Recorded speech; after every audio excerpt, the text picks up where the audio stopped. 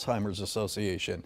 Vanessa Hoynes is a program manager and works in the Bismarck office, and we are also joined by Michelle Farnsworth, who lost her mother, our friend and former co-worker Donna Hart, to Alzheimer's. Good morning, ladies. Thank you for being here. Good morning. Good morning. I want to start with you, Vanessa. Let's talk about how big of a week is this for the Alzheimer's Association, Giving Hearts Week? You know, it's always important. We're always looking for support to make sure that we can maintain the programs that we offer to not only people living with dementia, but then their families and their caregivers, and then also the research, to keep the research moving forward and keep that hope alive, because we're in a wonderful time of hope right now. I'm going to get to you in a second here, Michelle, and I want to talk to you about your mother, who we all knew very, very well that worked here. But I'm going to ask you again, Vanessa, as far as Alzheimer's, it's the most common, maybe one of the most talked about dementia, but Yes.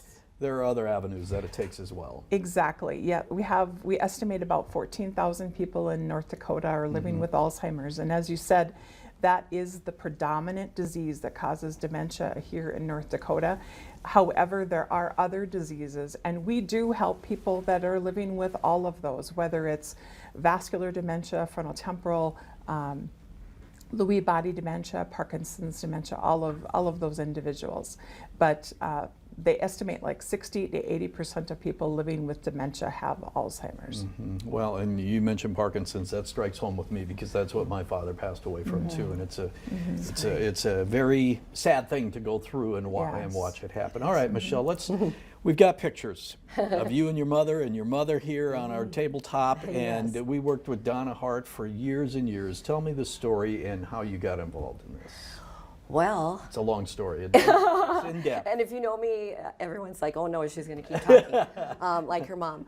Well, it's nice to be back in the studio here, and I grew up in the newsroom. And my mom being a single parent, you know, I just always found myself back up here, you know, pick us up after school, and then she would be running off to the next assignment, and so I'd be running around these halls. But so when my mom started to get sick, it was more of, you know, it was the little things. It was just things, you know, weren't really adding up. She was getting really close to you. You know, she was always a huggy, kissy, emotional woman, but it was just different. And then there were some. You mean physically close to you? Yeah, when you were physically talking, close to you when you're talking, and just kind of standing there, and I'd be like, hey, give me my space, you know, one of those. And we'd joke, and then things progressed, and there's some things that I won't talk about, but there were times where my mother was very afraid for her own safety, and that's when it started to get real. And my mom wasn't afraid of anything. You're saying unfounded reasons. Unfounded, where it was hallucinatory and things like that.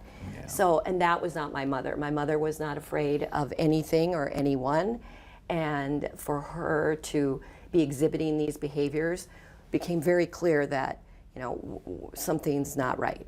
Yeah, my father had many of the same things. He would see things, raccoons. And things like that were just, you know, silly in the room, but he would see them and they were very real to him. Correct. So what we're talking about here with the Alzheimer's Association isn't just the people that are suffering with the disease, it is the caregivers and everybody that's involved with it. Right. So when people, family members start seeing some of these things, many times they might feel like they have nowhere to turn. And we really want them to find us, because we are a good place. And Michelle and I were just visiting out before we came on, and how many times family members will say, well, you know, I'm not going to call them yet because it's not that bad. And I really urge people to, yes, call us now, because call us when it's not that bad, because then that's when you have more time to talk about it and to learn about what's coming up, and really to help you plan for services into the future. And then you also begin that relationship with somebody, so that when things do get a little tougher, then you know who you have to call out to.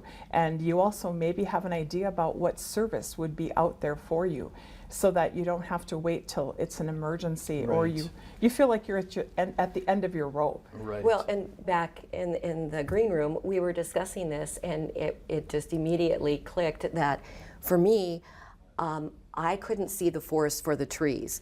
And I keep saying that. And so when you're in the middle of it and you don't really know where to go, and then you just live day to day. And so there's so much, and there's so many programs and people that are available to help and alleviate the stress for the caregivers. My stepdad was the ultimate caregiver for my mother. He was with her 24/7, and it's hard on everybody. It was really hard on him, and I'm so grateful for this organization, and that's why I got involved. Yeah, and we really focus on supporting those caregivers, you know, whether it's through the helpline that they can call 24/7. Anytime there's, you know, a skilled person at the other end that can visit with them. We have caregiver connection groups in many communities in North Dakota where caregivers can come together. Okay, we are out of time, ladies, and I apologize for that, but this is a great time to give because there are some matching funds going on as well, Yes, right. So between now and February 13th, go to givingheartsday.org and please search for the Alzheimer's Association, and we'd love to have your support. All right, ladies, thank you Thank so much. you. It Thank really you. does, when it strikes home, man, it really does hit hard as far as watching those people that were in charge of everything in their lives all of a sudden aren't in charge of anything, and it's a difficult pill to swallow. We thank you for your time. Thank you for having me.